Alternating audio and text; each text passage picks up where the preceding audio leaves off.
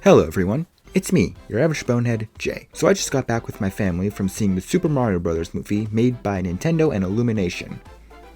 And to be completely honest, I adore it. So for this video, I decided this is going to be a non-spoiler review of it, and I'm just going to turn on the mic and just give some of my few thoughts.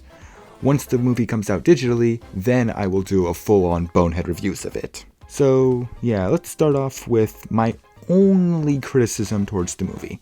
Do the negatives first, then we can gush about everything else that I love afterwards. The only problem I kinda have with this movie is the plot. Not that it's a bad story.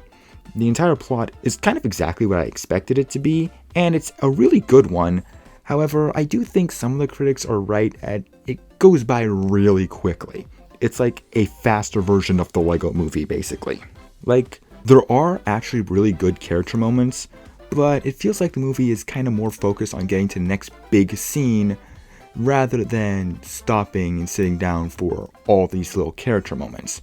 Like I said, we do get some, and they are really good, but I'll explain a bit more of those when we get into the character section. But yeah, the plot does go by pretty quickly.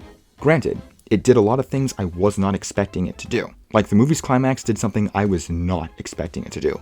Plus, we learn a bit of details about Mario and Luigi I didn't even think they were going to even remotely tackle in this movie. And while we are on the topic of the plot, one minor spoiler, but I'm not going to tell you what it is, stay till the end of the movie. There are 2 post-credit scenes, and trust me, you will like them.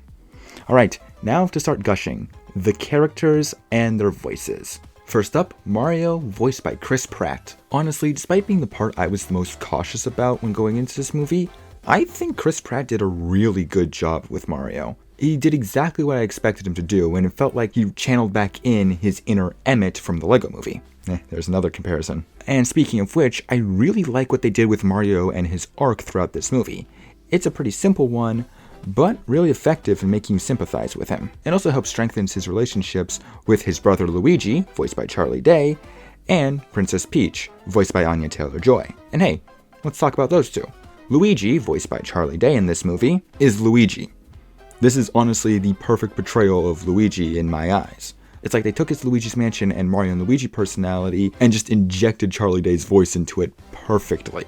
And honestly, I actually like that Luigi is the damsel in distress for this movie.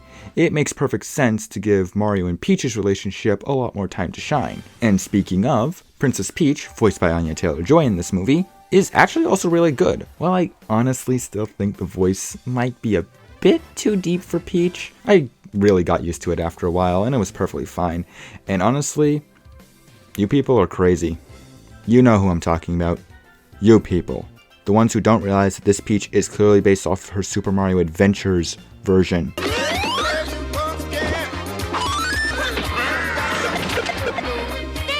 That's the last of those grimy green good-for-nothings! There is a complete difference from this Peach and Daisy. Obviously, it's not that hard to see. To put it in My Little Pony terms, for absolutely no reason, I would say this Peach is similar to Twilight Sparkle, while Daisy is more like Rainbow Dash. And honestly, yeah, this is actually one of my favorite iterations of Peach next to her Paper Mario iterations. And her interactions with Mario are actually so sweet. My ship has been fueled, and I am so happy. Continuing down the list of protagonists, there's Toad, voiced by Keegan-Michael Key, and honestly, yeah, he's really good. He was really good comic relief in this movie, and that's really all I have to say about him. Then there's Donkey Kong, voiced by Seth Rogen. Yeah, that's Donkey Kong. That is Donkey Kong. And as trailers showed us, his eventual friendship with Mario is actually very funny. Then finally there's Bowser, voiced by Jack Black.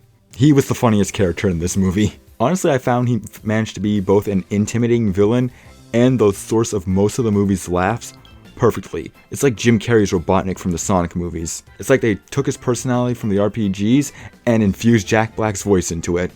Perfect. Other characters like Cranky Kong and Kamek were also really fun too in this movie, and I really loved Kamek's voice. Kevin Michael Richardson did a banger job for him.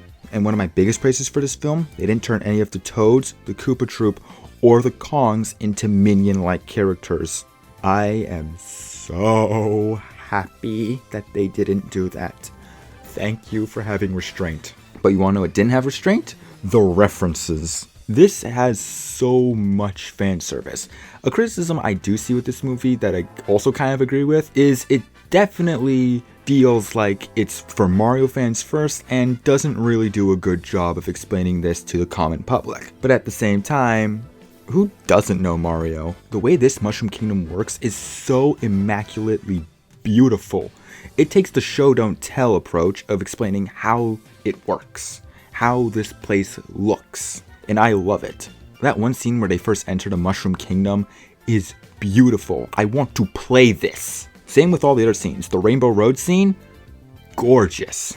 The landscapes look amazing too, and so many other places too, but we'll be getting to spoiler territory if I really explain them. The music also is god tier. Like, I love that they actually use remixes of various Mario songs from all across the franchise. And yeah, there is some licensed music in it, and honestly, I think they all pretty well fit. But yeah, the attention to detail and the references that this movie makes are so good and so rewarding for longtime fans. I cannot believe I'm saying this, but Illumination, you did an amazing job. Yeah, this quickly became one of my favorite movies of all time. Still not in my top 10s yet, but considering how many movies I actually love, that is a high honor to be anywhere close to that. Thank you. Watch this movie, please. Now, I'm your average bonehead Jay, and if you're not watching the Super Mario Bros. Movie, you're gonna turn into a Goomba. And I wish you all good night.